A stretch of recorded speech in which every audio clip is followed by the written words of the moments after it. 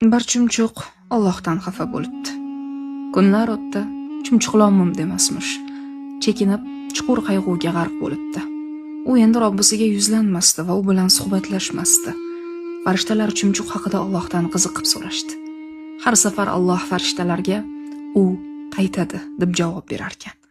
Chunki uning ovozini eshitadigan yagona quloq menman. Uning mitti qalbidagi og'riqni biladigan ham o'zimman, derdi. Bir muddatdan so'ng ko'zlari yoshga to'lgan chumchuq daraxt shoxiga qo'ndi.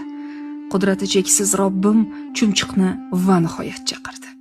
Menga ayt ey chumchuq, seni qiynab yuragingni qayg'uga to'ldirgan qanday muammoing bor?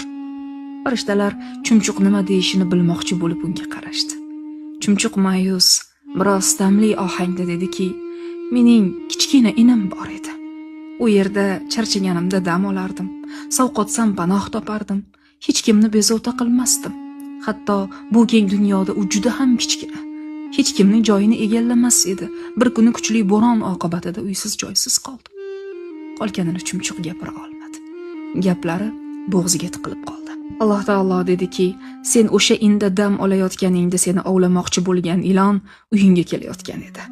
Men seni ilondan himoya qilish uchun uyingni buzishni bo'ronga topshirdim.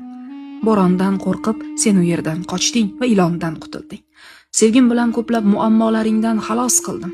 Endi sen mening sevgim va do'stligimni ko'rmasdan o'tkinchi baloni sabab qilyapsan. Bu kutilmagan javobdan chumchuqning ko'zlari yoshga to'ldi. Uni behad sevgan Allohning rahm shafqati va muhabbatidan hayratga to'lib achchiq yig'lay boshladi.